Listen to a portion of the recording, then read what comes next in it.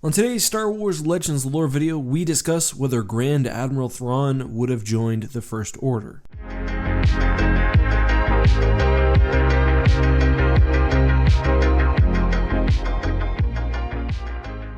Hey guys, this is EckhartsLadder. Hello and welcome to a brand new video. Today's video is sponsored by X2, my gaming channel. As this goes live, I'll be posting a video that shows me taking on the Starforge in Empire War Remake. The whole experience is, well, like nothing I've played in an Empire War game. You can check it out yourself. There's a link in the annotation up above and also down in the description. So the other day I posted on Twitter, and there's a link to that down in the description, a question asking you guys whether you thought Grand Admiral Thrawn would join the First Order, and I'm talking both Legends Thrawn and Canon Thrawn, because although the characters are very similar, they do differ in some key ways. You guys actually said no to both, so Thrawn, even if he were alive and given the chance, would not side with the First Order. Now, of course, I thought it'd be interesting if I gave my take. So that's what we'll be doing. We'll be taking Canon Thrawn and Legends Thrawn and putting them in a situation as similar as possible to the sequel trilogy with the First Order emerging. Now, there will be a bit of weirdness when we deal with Legends because we've got to keep Thrawn's motivations, and his motivations necessarily differ if the universe he's in differs, but we'll address that when we get to it. First off, let's start with Canon, and as we've learned in the first two books of the new Canon Thrawn series,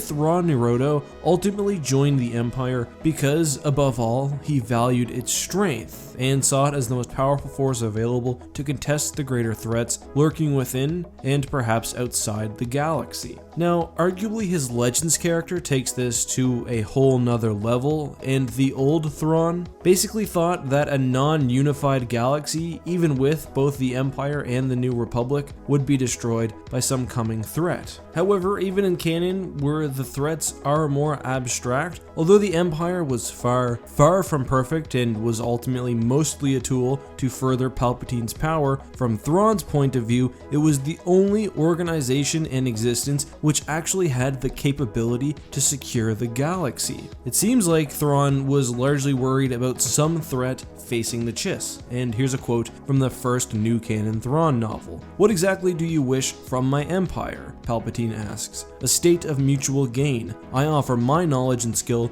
to you now in exchange for your consideration to my people in the future. And when that future comes, what if I refuse to grant that consideration? Then I will have gambled and lost," Thrawn said calmly. "But I have until that time to convince you that my goals and yours do indeed coincide." Canon Thrawn is very protective of the Chiss people, and Thrawn alliances actually outright suggests that his alliance is primarily to the Chiss themselves. However, even as far back as the first book, when providing the Emperor with knowledge of the unknown regions, Thrawn Nirodo would always leave out important Chiss military secrets. So now that we know Canon Thrawn's motivations for joining the Empire, and thus presumably joining other factions, let's now examine how this plays into the sequel trilogy. And I think the main issue is basically whether the First Order would actually be the best for the Chiss, and I guess the galaxy at large, although I think Canon Thrawn puts that at a pretty far secondary. The major mystery is that we don't know what threats remain unaccounted for. If there's some existential threat in the unknown regions or outside the galaxy that threatens to wipe out the Chiss and everyone else, then perhaps Thrawn does side with the First Order. However, without that situation, I think it's fairly unlikely. Let's talk about the rise of the First Order after the fall of the Empire. Basically, after Jakku, certain elements of the Empire, actually using navigational data from Thrawn himself, by the way, retreated into the unknown regions and grew as sort of a quasi-state. We know that they had run-ins with various unknown region factions and destroyed them. We also know that they exploited planets and populations, and based on that, I would suggest that there's a very decent chance that the First Order, while growing, actually has already had a run-in with the Chiss. The First First Order used many hidden shipyards, they created superweapons and entire fleets. They needed a lot of space. I don't think Thrawn would see the First Order being present in the unknown regions as within the Chiss's best interest. Even if they haven't already had some sort of run-in, I think the First Order represents an existential threat to Thrawn's people. This is especially true if we're talking pre-Starkiller Base when the invasion was actually underway. It's also very possible that Snoke, some of the Empire's hidden fleets, or something else that's in the First Order right now was a part of the general threat he spoke of decades earlier. But there's more. Although Canon Thrawn isn't a bleeding heart,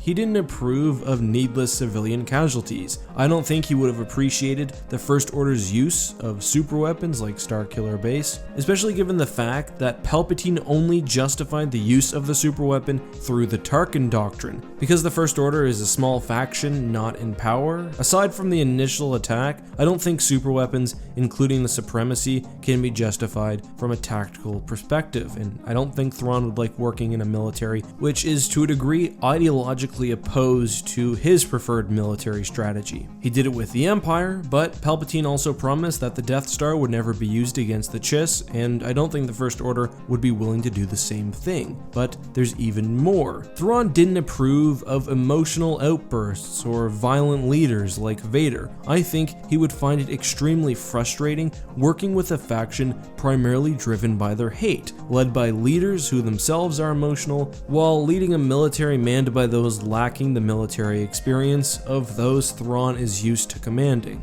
So would Canon Thrawn join the First Order? Probably not. I think he would see it as large a threat as anything else in the unknown regions and would prefer to help fight the threat as part of the Resistance or the New Republic. But let's now move to Legends, and I think instead of doing a full second analysis, we should instead look to the differences between the two versions of Thrawn. I would argue that both versions of Thrawn are not dedicated to the Empire, but in Legends, his loyalties were even more, well, tenuous at best. Not only does he place at a high value the well-being of his people, but the well-being of the galaxy generally. And we know that Thrawn did intend to return, in the clone version at least, even after his death, but that there was a very real chance, if not a certainty, that the cloned Thrawn would have allied his new Empire of the Hand with the New Republic rather than the Imperial Remnant, as the former was now a dominant, well-organized, non-xenophobic military force. Thrawn in Legends partners above all else with the powerful, which is why he ultimately chose to serve the Empire. Remember, despite the terrible aspects of the machine Palpatine created, it did help to spread order and strength. Here's a quote from Vision of the Future. Park sighed, because everything we've done here, everything we have here, really belongs to Thrawn, and at this point, we frankly don't know which side of your conflict he's going to come down on. Mara blinked. Excuse me, an Imperial Grand Admiral, and you don't know which side he's going to take? The Empire has been whittled down to 8 sectors, Fel reminded her. Militarily, they're no longer a power even worth considering. That really shows that Thrawn's ties to the Empire were not ideological, but again, just to reiterate, based on comparative strength. And we do know in Legends